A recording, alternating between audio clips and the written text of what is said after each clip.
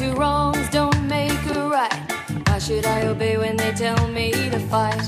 Arming up the world with their... I'm originally from Nambour in Queensland.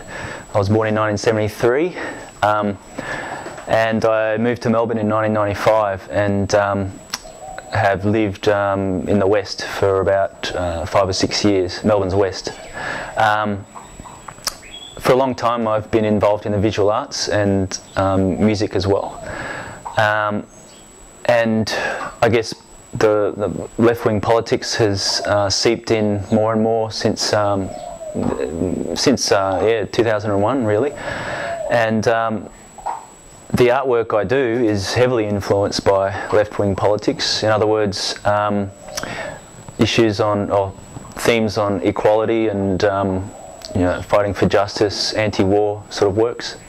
That painting was a direct result of the last, you know, financial crisis, or the global capitalist crisis, and it essentially was I was trying to get at the psychology behind a lot of people's thinking, people who I guess aren't aware of the mechanics of capitalism.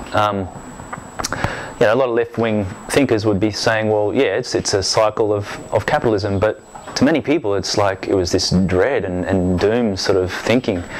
And so I tried to capture that in an artwork, and the details in it sort of do show like company logos basically in swirling sort of motion. So in a sense they're you know, it's all contributing to the chaos of capitalism failing. I've been inspired to run in the election, the 2010 federal election, because I feel I need to put forward a lot of issues that aren't being put forward by the major parties. One of the major issues I would love to bring out in the federal election, or during the process of the federal election, is pretty much to do with a lot of the campaigning that the RSP does, and that revolves around fighting racism, and for example Australia's involvement in the war in Afghanistan, how that creates asylum seekers from that area coming to places like Australia and being forced out, that in turn creating a basis for racism, and also just the failing economic system that we live in, so it creates that material basis for racism.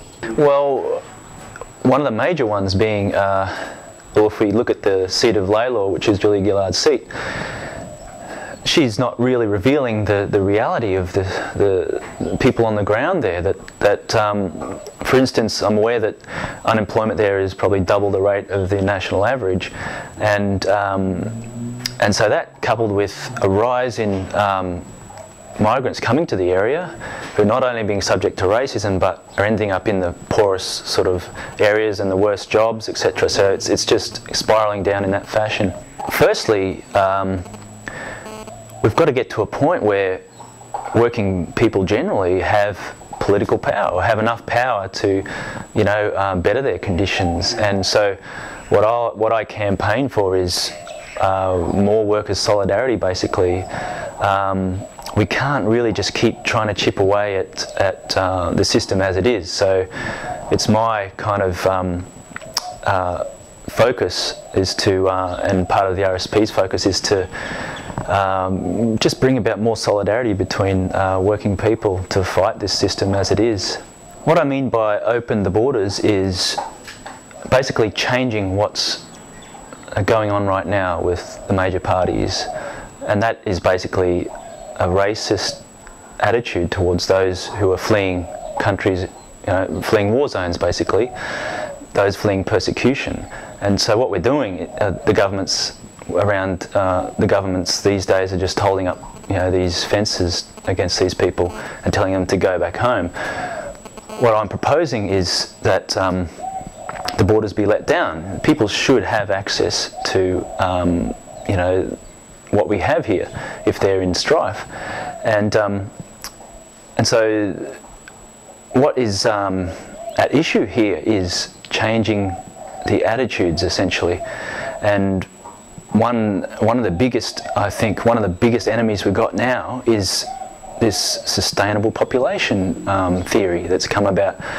And under capitalism, it's certainly unsustainable, the way resources are distributed. So if we look at changing that system, then maybe we can actually open the borders and let the free movement of people happen. So yeah, regarding refugees and asylum seekers, wars have to be stopped as well, and that means stopping these imperialist invasions of places like Afghanistan, which are producing the influx of asylum seekers. So what I propose with opening the borders is to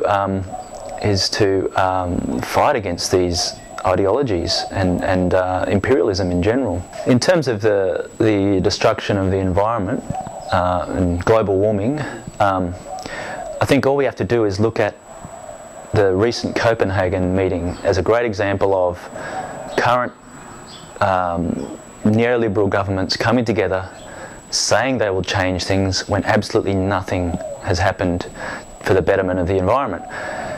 And so what other alternative is there? Because that's what's going to continue to happen. We have to look at places like Cuba and Venezuela. We have to look at the examples they're showing, and when people get involved, when ordinary people get involved in the destiny of the environment and participating in the destiny of the environment. So it comes to a point of saying, well, we have to create a publicly owned, democratic and ecologically sustainable economy. That means an alternative to capitalism.